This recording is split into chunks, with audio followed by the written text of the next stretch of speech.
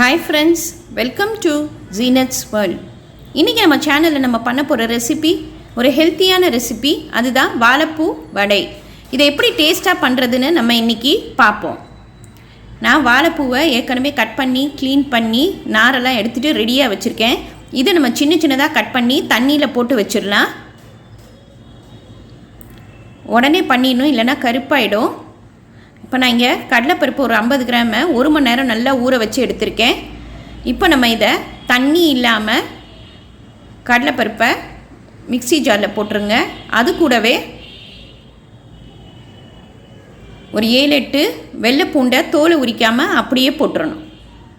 இப்போ இதை நம்ம நல்லா கொரப்பாக அரைச்சிக்கணும். ரொம்ப நைஸாக அரைச்சிடாதீங்க, கொரப்பாக அரைச்சிக்கோங்க. இந்த மாதிரி இருக்கணும். இப்போ நம்ம இதை ஒரு பவுலில் போட்டுக்கலாம். இப்போ இது கூடவே கட் பண்ணி வச்சுக்கிற அந்த வாழைப்பூவை தண்ணி இல்லாமல் நல்லா புழிஞ்சு எடுத்து இதில் போட்டுருங்க. சுத்தமாக தண்ணி இருக்கக்கூடாது.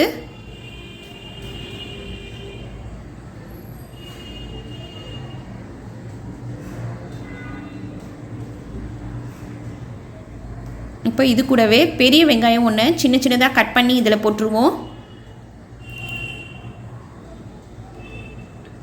பச்சை மிளகா 2 சின்ன சின்னதாக கட் பண்ணி இதில் போட்டுருங்க. வாசனைக்கு கருவேப்பிலை கொஞ்சம் போட்டுக்கலாம். உப்பு தேவையான அளவு, சோம்பு 1 ஸ்பூன் போட்டுக்குவோம். அரிசி மாவு 1 ஸ்பூன். அப்போ தான் வடை நல்லா கிறிஸ்பியாக வரும். நம்ம தண்ணி ஊற்றவே தேவையில்லை. வாழைப்பூலையும் வெங்காயத்துலேயும் ஈரப்பதம் இருக்கும், அதே போதும். கரெக்டான வடை பதத்துக்கு வந்துடும் பாருங்கள். இங்கே பாருங்கள், நல்லா வடை பதத்துக்கு வந்துருச்சு. நான் தண்ணியே ஊற்றலை.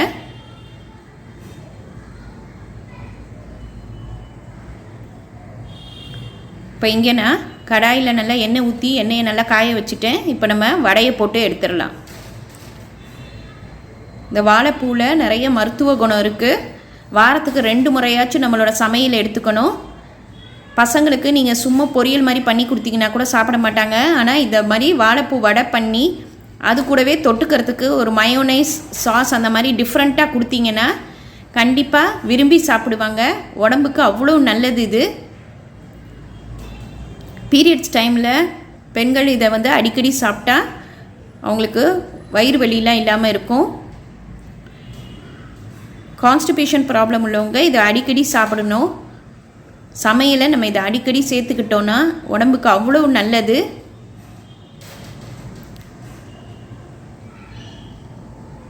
நல்ல வடை எப்படி பிரியாமல் வருது பாருங்கள். நல்லா கிறிஸ்பியாகவும் இருக்குது பாருங்கள். நம்ம கடலைப்பருப்பு வடை மாதிரியே இருக்கும், ஆனால் சத்தான இது வாழைப்பூ வடை. அவ்வளோதான். நம்ம இதை பிளேட்டில் போட்டுடலாம்.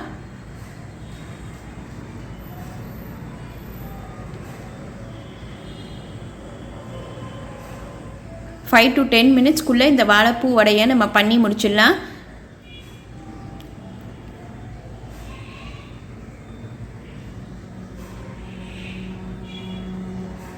ரொம்ப ஈஸியான ரெசிபி. இன்றைக்கே இதை ட்ரை பண்ணி பாருங்கள்.